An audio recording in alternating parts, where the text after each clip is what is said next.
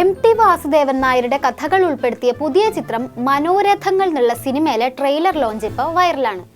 MT സാറിന്റെ കഥകൾ ഉൾപ്പെടുത്തിയ ചിത്രത്തിന്റെ ട്രെയിലർ അല്ലേ, വൈറൽ ആവാതെ എവിടെ പോവാന്ന് ചിന്തിക്കുന്നുണ്ടാവും അല്ലേ? എന്നാ കേട്ടോ, ട്രെയിലർ അല്ല, ട്രെയിലർ ലോഞ്ചിനിടയിലെ സംഗീതജ്ഞൻ രമേശ് നാരായണന്റെ പെരുമാറ്റാണ് വൈറലായത്. രമേശ് നാരായണന് പുരസ്കാരം നൽകാൻ ചെന്ന ആസിഫ് അലിയെ ആ പൊതുവേദിയിൽ വെച്ച് അപമാനിച്ച് രമേശ് നാരായണൻ.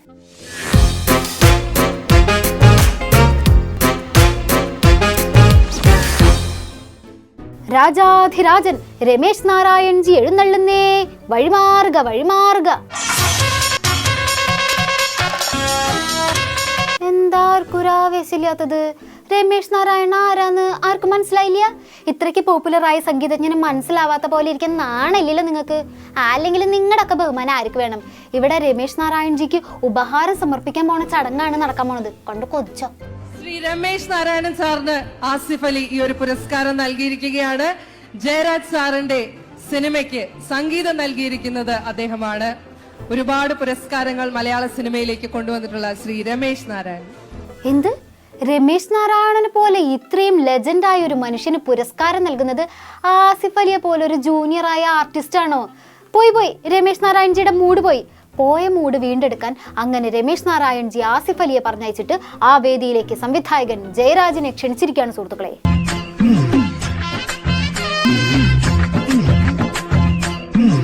തനിക്ക് പുരസ്കാരം നൽകാൻ പോണത് ആസിഫ് അലി ആണെന്ന് കണ്ടപ്പോ തന്നെ രമേശ് നാരായൺജി അസ്വസ്ഥനായി. പിന്നൊരു അന്വേഷണമായിരുന്നു തൻ്റെ ആ ഒരു ഹൈ സ്റ്റാൻഡേർഡിന് ഉപഹാരം തരാൻ പറ്റിയ ആളാരാണെന്നുള്ളത്.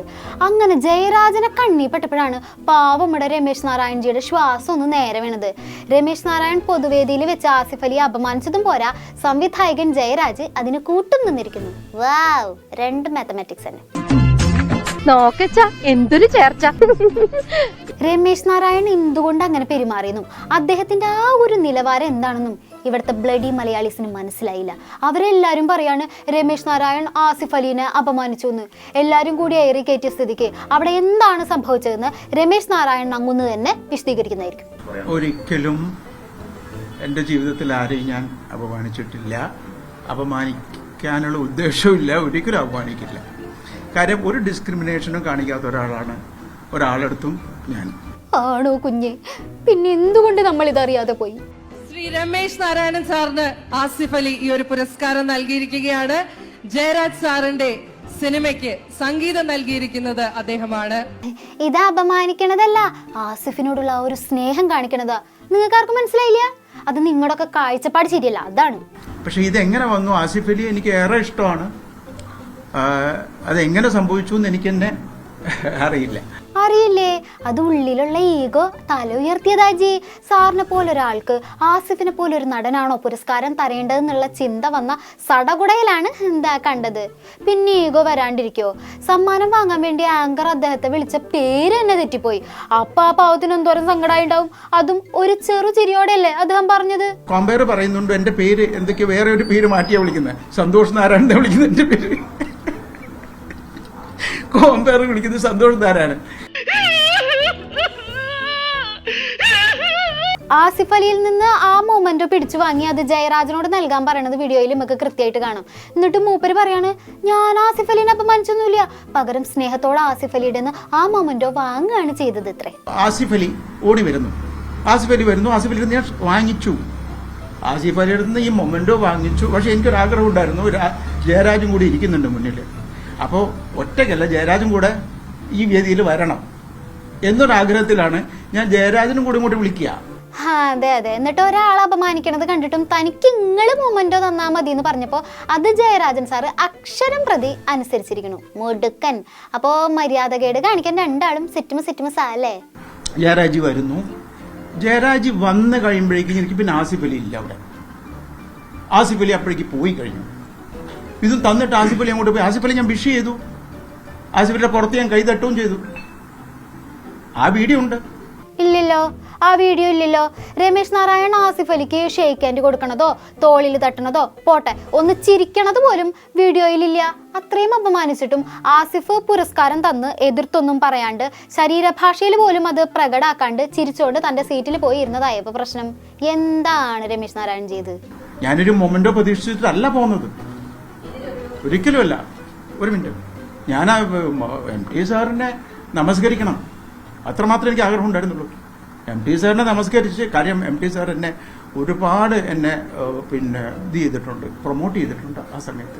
MT സാറിനെ നമസ്കരിച്ചോ, അദ്ദേഹത്തിനെ ബഹുമാനിച്ചോ, അതൊക്കെ വേണ്ടത് തന്നെയാ. അതിനിവിടെ ആരെങ്കിലും എന്തെങ്കിലും പറഞ്ഞു ഉണ്ണിയേ, അതിന് ആസിഫിനെ അപമാനിക്കണത് എന്തിനാന്നേ? അതെനിക്ക് അറിയില്ല. അങ്ങനെ തോന്നിയെങ്കിൽ ഞാൻ ക്ഷമ ചോദിക്കാം. അങ്ങനെ തോന്നിയിട്ടുണ്ടെങ്കിൽ ക്ഷമ ചോദിക്കാം. തോന്നിയിട്ടുണ്ടെങ്കിൽ ക്ഷമ ചോദിക്കാന്നോ? അത് ശരി. അപ്പൊ ഇതുവരെ തോന്നിയില്ലേ? അവിടെ ഒരു ഉണ്ടെങ്കിലിന്റെ ആവശ്യമില്ലല്ലോ, എല്ലാവർക്കും തോന്നിയല്ലോ അത്. പിന്നെ ബാക്കിയുള്ളവർക്ക് വേണ്ടി അങ്ങൊന്നും മാപ്പ് പറയേണ്ട ആവശ്യമൊന്നുമില്ല കേട്ടോ, സ്വയം തോന്നുക പറഞ്ഞാൽ മതി. ഒരിക്കലും ഞാൻ കരുതി കൂട്ടിയിട്ട് ആസിഫ് അലിയുടെ കൈ തട്ട് മാറ്റിയോ, അല്ലെങ്കിൽ ആസിഫ് അലി എൻ്റെ മനസ്സിൽ ജയരാജും കൂടെ അവിടെ വരണം എന്നൊരു ചിന്തയുണ്ടായിരുന്നു. അത്രയും മാത്രമേ ഉണ്ടായിരുന്നുള്ളൂ. ശ്രീ രമേശ് നാരായണൻ സാറിന് ആസിഫ് അലി ഈ ഒരു പുരസ്കാരം നൽകിയിരിക്കുകയാണ്. ജയരാജ് സാറിന്റെ സിനിമയ്ക്ക് സംഗീതം നൽകിയിരിക്കുന്നത് അദ്ദേഹമാണ്. ഒരുപാട് പുരസ്കാരങ്ങൾ മലയാള സിനിമയിലേക്ക് കൊണ്ടുവന്നിട്ടുള്ള ശ്രീ രമേശ് നാരായണൻ. ഇനി ആസിഫ് അലിയാണ് തരുന്നതെന്നുള്ള കാര്യം എനിക്ക് അറിയില്ല, എനിക്ക് മനസ്സിലായിട്ടില്ല. മനസ്സിലായില്ലേ? അവിടെ ഉറക്ക അനൗൺസ് ചെയ്യുന്നുണ്ടായിരുന്നല്ലോ ആസിഫാണ് പുരസ്കാരം തരുന്നതെന്ന്. അനൗൺസ് ചെയ്യുന്ന സത്യത്തിൽ എനിക്ക് ആ ഒരു ഏരിയയിൽ ഇത് നിങ്ങൾ വിശ്വസിക്കുന്നുണ്ടെങ്കിൽ ഇല്ലെങ്കിൽ പറയാം, ഇല്ല, വിശ്വസിക്കണില്ല.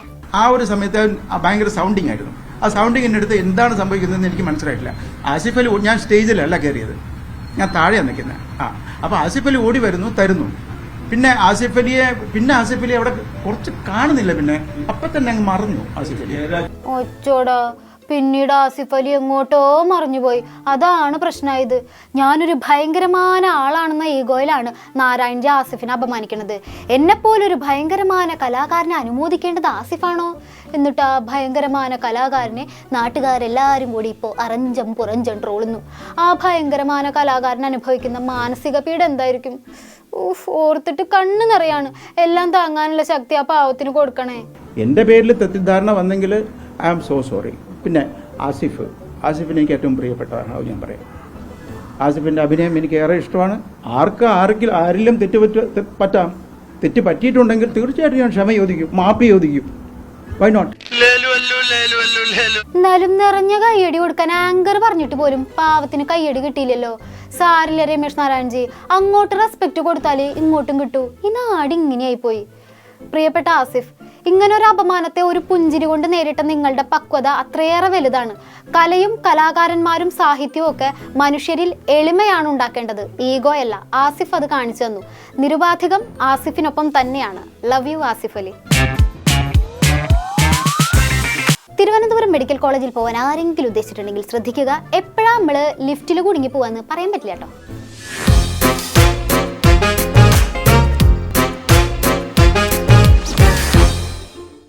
തിരുവനന്തപുരം മെഡിക്കൽ കോളേജിൽ രോഗി ലിഫ്റ്റിൽ കുടുങ്ങി. 5-10 മിനിറ്റോ 2-3 മണിക്കൂറോ അല്ല, 42 മണിക്കൂറാണ് രോഗി ലിഫ്റ്റിൽ കുടുങ്ങിയത്. ശനിയാഴ്ച ലിഫ്റ്റിൽ കുടുങ്ങിയ ഉള്ളൂർ സ്വദേശി രവീന്ദ്രനെ പുറത്തെത്തിച്ചത് തിങ്കളാഴ്ച രാവിലെയാണ്. ഈ 13-ാം തീയതി ഉച്ചയ്ക്ക് 12:05 ഇതിനകത്ത് അകപ്പെടുന്നത്. പിന്നെ ഈ ഓരോ മണിക്കൂർ ഓരോ ദിവസം പോലെയാണ് ശരിക്കും പറഞ്ഞാൽ. അപ്പം ഇതിനകത്ത് ഈ വായു കിട്ടുന്നതുകൊണ്ട് ഞാൻ ഓടി അവിടെ മൂല പോയിരിക്കും, ഇങ്ങോട്ട് വന്ന് ഊറെ തള്ളും, പിന്നെ അലാറടിക്കും, വീണ്ടും പോയിരിക്കും, വീണ്ടും വരും, പിന്നെ ഉറക്കമില്ല. കേരളത്തിലെ ആരോഗ്യരംഗത്തിന്റെ ഒരു വളർച്ച അത്യത്ഭുതം തന്നെ.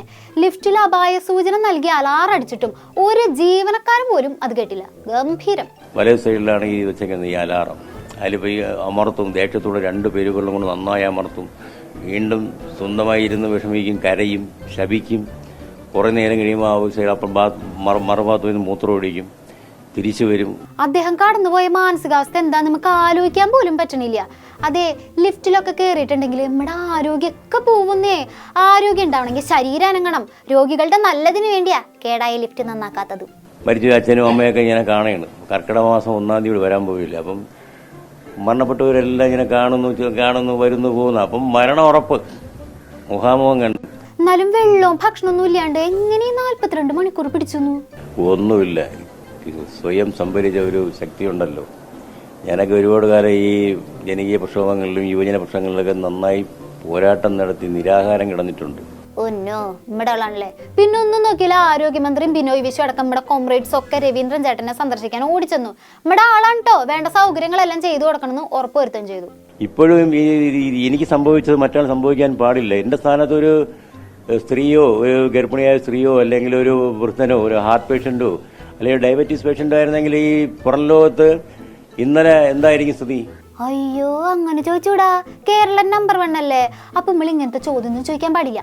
മെഡിക്കൽ കോളേജില് എത്ര ലിഫ്റ്റ് ആള് കുടുങ്ങി കിടന്നിട്ട് പോലും അറിഞ്ഞില്ല.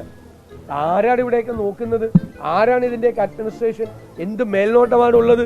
അറിഞ്ഞു വീണമേട എല്ലാം അറിഞ്ഞിട്ടുണ്ട്. വീഴ്ച വരുത്തിയവർക്കെതിരെ നടപടി എടുത്തിട്ടുണ്ട്. അടിയന്തര അന്വേഷണത്തിന് ഉത്തരവിട്ടിട്ടുണ്ട്. സന്തോഷായില്ലേ? അപ്പൊ ഇവിടെയാണ് പ്രതീക്ഷ അർപ്പിക്കുന്നത്. ഇനി എത്ര വലിയ വലിയ പ്രൈവറ്റ് ഹോസ്പിറ്റലിൽ പോയാലും അവസാനം അവർ റെഫർ ചെയ്യുന്നത് മെഡിക്കലിലേക്കാണ്. അപ്പം നമ്മുടെ ഏറ്റവും അവസാന പിടിവള്ളി എന്ന് പറഞ്ഞാൽ മെഡിക്കൽ കോളേജാണ്. അപ്പം അതിനെക്കുറിച്ചൊരു മോശമായ ചിത്രം വന്നു കഴിഞ്ഞാൽ പിന്നെ അത് നമുക്ക് പിടിച്ചു നിൽക്കാൻ കഴിയില്ല. ഞങ്ങളുടെയൊക്കെ പിടിവള്ളി മെഡിക്കൽ കോളേജ് ആണെന്ന് ആ മനുഷ്യൻ വീണ ജോർജിനോട് പറഞ്ഞ് നാദങ്ങട്ട് എടുത്തുള്ളൂ. തിരുവനന്തപുരം മെഡിക്കൽ കോളേജിലെ ലിഫ്റ്റിൽ വീണ്ടും ആള് കുടുങ്ങി. ഇത്തവണ കുടുങ്ങിയത് ഒരു രോഗിയും ഡോക്ടറുമാണ്.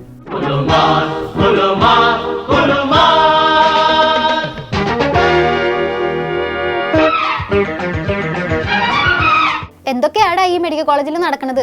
സർക്കാരിനെ കരിവാരി തേക്കാൻ വേണ്ടി ലിഫ്റ്റ് മനഃപൂർവ്വം പണിമുടക്കുന്നതാണോ എന്ന് സർക്കാരിന് നല്ല സംശയമുണ്ട്. ലിഫ്റ്റ് ശരിയാക്കിയില്ലെങ്കിലും ആശ്വാസവാക്കുകളുമായി നമ്മുടെ ആരോഗ്യമന്ത്രി തിപ്പ് വരും. അതുപോലെ എല്ലാം പെർഫെക്റ്റ് ഓക്കെ അല്ലേ? എന്നാൽ ശരി, ബാക്കി വിശേഷങ്ങളുമായി ഇനി നാളെ കാണാം. നന്ദി, നമസ്കാരം.